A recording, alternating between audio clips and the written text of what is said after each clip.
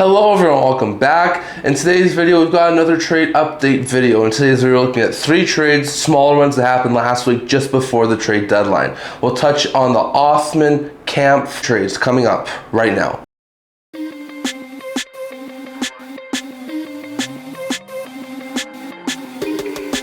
Hello everyone, welcome back to another end-to-end hockey trade update video. Once again, if you haven't already, hit the subscribe button down below. It really does help with the channel. We're trying to hit 650 in the next couple of weeks, so if you can, leave a subscribe. It really does help with the channel. And on top of that, if you haven't already, check out my live stream that I did last week. It's under the live tabs if you want my raw reaction to all of these trades. Definitely I suggest you go check that out. But in today's video, we do have another trade update video. Sorry for getting to it so late, but there are 2 more trade update videos I have here, and one of them is this one right here. So I'm going to start here with the one between Calgary and NYR. The full trade was as follows. The Flames acquired Othmann from the Rangers for Battaglia. This is an interesting swap. For the Flames, Battaglia is a younger prospect, but he's not as established as Othmann is, so they get a little more of an established player here. They get Othmann, he's in the final year of his ELC, he's an RFA at the end of the contract. We'll need a new deal in the offseason. He's 23 years old, he's a left winger. Former first round pick, 16th overall in the 2021 draft. So far this year has a goal in 17 NHL games, and also has 8 goals and 16 points in 26 AHL games. So he's a pretty solid all-around player for the New York Rangers.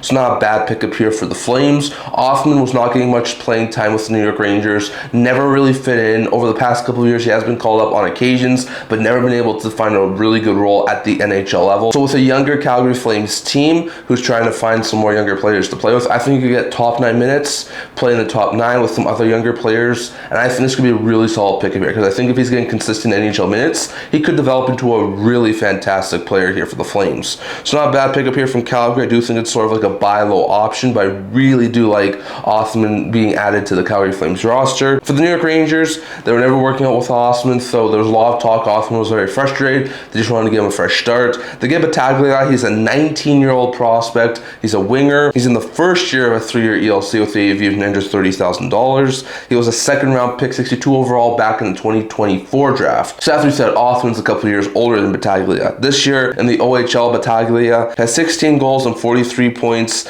in 60 games over in the OHL, which isn't terrible for a winger who's in the second year since he's been drafted. So all in all, this is a pretty good pickup here for the Rangers. I do think eventually Battaglia could be a really solid middle 6 forward here for the New York Rangers. So once again, it wasn't working out with Othmann. This is a pretty good pickup here if they were to move off of Othmann, which they did. So very interesting note there. I do think at this point in time that the Flames win this deal, because I do think Othmann has a higher ceiling at this point. But Battaglia works out really well, and Othmann still ends up being like a call-up option and send-on option with the Flames. I could easily see the Rangers win this deal. So very interesting note there, but the Rangers and Flames made a swap. As Othmann goes to Calgary and Battaglia goes to the New York Rangers. So very interesting note there. The next trade we want to talk about here is between the Capitals and the Canucks, as the Capitals acquired Kampf from the Canucks for a 2026 6th-round pick. So this is a really good asset management here from the Vancouver Canucks. They signed Kampf after his contract was terminated with Toronto mid-season. He played a little bit of games with the Vancouver Canucks. He's a cheap 4th-line center now. When he was listed to leave, he was making $2.4 million,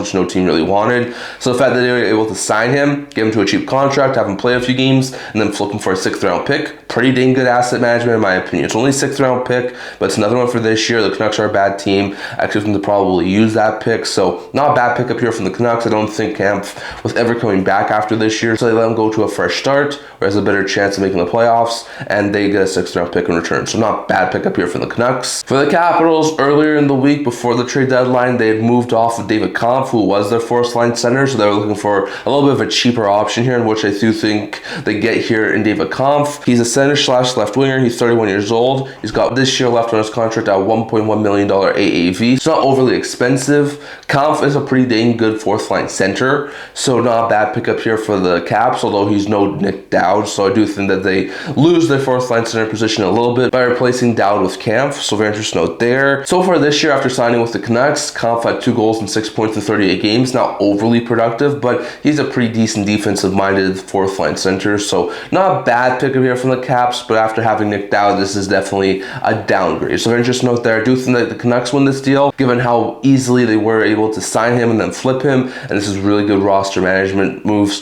from the Vancouver Canucks. But it's not a bad pick pickup here for the Capitals to get a really solid player in David Kampf, so very interesting note there. Hey everyone, sorry I look a little bit different here, but I just finished recording the video and I realized I actually forgot one of the trades I was supposed to discuss in this video. So just really quickly here, we also are talking in this video about the Scott Laughton trade. So the trade was as follows. Back over last week on Friday, we saw the Los Angeles Kings acquire Scott Laughton from the Toronto Maple Leafs for a conditional third-round pick. This is a very interesting trade for both sides. It definitely did not work well with the Leafs fans. The Leafs fans wanted more, so they were only able to get a third-round pick. It is a little bit of a low return given the fact they had to give up a top-end prospect and a first-round pick last year to Philadelphia for Laughton, so definitely lost value here for the Toronto Maple Leafs. So the Toronto Maple Leafs get a third-round pick. Like I said, definitely lost value on this trade with the Scott Laughton deal. He was a penny UFA, so it does make a little bit of sense. They wind up trading him for a third-round pick. It's conditional. It's the Ottawa Senators third-round pick. The condition is the same conditions that the Ottawa Senators gave the third-round pick in the Warren Foegele deal. So basically, it's Ottawa or Washington's the better of both of them, or if both of them miss the playoffs, then it's the worst of both those two teams. So either way, it's a third-round pick. However, if the Kings make the playoffs this year, then that pick will upgrade to the Buffalo Sabres second-round pick.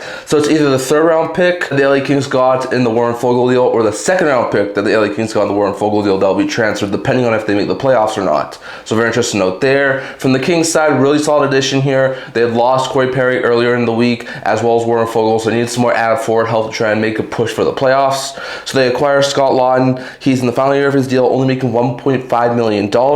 He's 31 years old. He's a center. He can also play in the wing, very versatile guy, really skilled penalty killer, bomb six forward, veteran player, knows what it takes to win. At the time of the trade, had 8 goals and 12 points with the Maple Leafs in 43 games, but since arriving in Los Angeles has looked great, already having 2 goals and 3 points in 4 games. So we'll see if an extension comes into place or not. I'm not exactly sure what will happen there, but it's not a bad pickup here for the Kings, especially given the holes that were created by the losses of Warren Foegele and Corey Perry. So a really solid pickup here. I think the Kings win this deal because the value on Laughton was really low. So getting him for a conditional third-round pick that could upgrade to a second is brilliant stuff there from Los Angeles.